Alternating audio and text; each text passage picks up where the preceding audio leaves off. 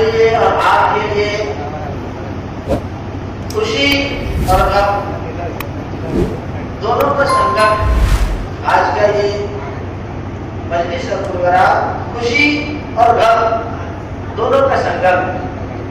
خوشی اس بات کی ہے کہ ہمارے اور آپ کے امام صاحب نے اپنے خدمات انجام دیے کار سے تک، آج ہم لوگ اپنے اعتبار سے ان کے اعزاز کے لیے یہاں جمع ہوئے، اور غم اس بات کا ہے کہ اب ہمارے وہ امام صاحب جن کی وہ آواز، اذان کی آواز، قرآن کی تلاوت، جن کا ایک اپنا ایک الگ انداز تھا، کہیں اور سننے کو نہیں ملتا تھا، اب اس کے لیے ہم اور آپ طرف جائیں گے۔ تو یہ آج کا پروگرام خوشی اور غم دونوں کا سنگم ہے۔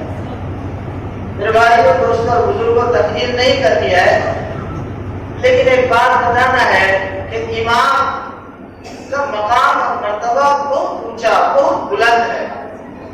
نبی کریم صلی اللہ علیہ وسلم نے فرمایا الامام ضامن، امام ضامن ہوتا ہے،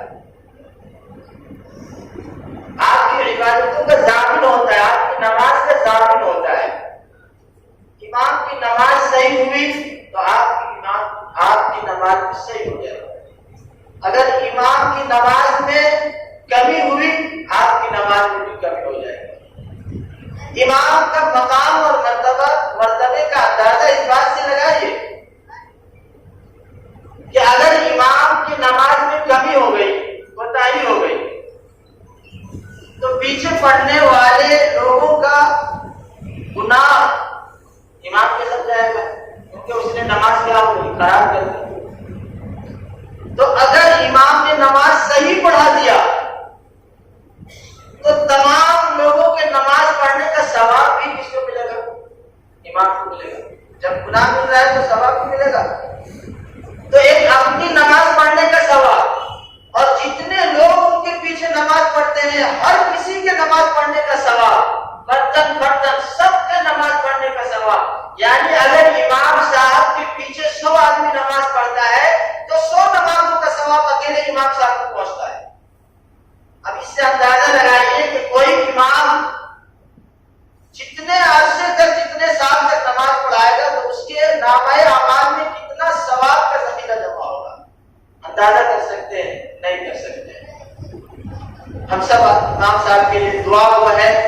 ایک بات کا تذکرہ کر دینا مناسب سمجھتا ہوں کہ امام صاحب کی جہاں بہت ساری قربانیاں ہیں، خدمات ہیں، انہی میں سے ایک جن کے اندر ایک خاصیت تھی کہ اپنے چھوٹوں پر بڑی شفقت فرماتے تھے، بڑی شفقت فرماتے تھے۔ ہم لوگ مدرسہ نور العلوم سے حافظ بنے، حافظ بننے کے وقت ہمارے استاد تھے قاری جاوید صاحب، چترا کے رہنے والے تھے، جہاں مولانا میراج صاحب بیٹھے ہوئے ہیں۔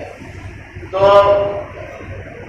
میری جانکاری کے بغیر انہوں نے امام صاحب سے بات کر لی کہ اس سال مجاہد تراویح پڑھائے گا، اور انہوں نے مجھے بتا دیا کہ آپ کو تراویح پڑھانی ہے۔ میرے اندر سے حالت خراب تھی، میں تیار ہو گیا، اور جب رمضان میں تراویح پڑھانا اسٹارٹ کیا تو شروع میں تراویح پڑھانا بہت مشکل ہوتا ہے، ڈر کے مارے پیر کانپتا ہے، پسینہ چھوٹتا ہے، ڈر کے مارے کہیں غلطی نہ ہو۔ ایسے عالم میں جب میں پہلی مرتبہ تراویح پڑھا رہا تھا اور کبھی میں بھول جاتا تھا، کبھی میری زبان لڑکھڑاتی تھی، کبھی میرے قدم ڈگمگاتے تھے، تو امام صاحب تھے پیچھے سے مجھے حوصلہ دینے والے، پیچھے سے حوصلہ دیتے تھے، روزانہ یہ کہتے تھے یار پیچھے ہم ہیں، جب تک کہ پڑھو، یاد کرو۔ یہ وہ حوصلہ افزائی تھی جس کی وجہ سے ہم لوگ آگے بڑھ سکے، جس کی وجہ سے آج ہم لوگ جس بھی مقام ہے، جن کی بھی اس میں شمولیت ہے، ان کی قربانی ہے، ان کا جدوجہد ہے، ان کی شفقت ہے، ان کی مہربانی ہے۔ میں انہی باتوں میں اپنی بات کو ختم کرتا ہوں کہ اللہ تبارک و تعالیٰ ان کے اخلاص، ان کی للہیت، ان کی قربانیوں کو اور ان کی شفقت کو اللہ تعالیٰ قبولیت عطا فرمائے۔ واقعی دعوانا الحمدللہ۔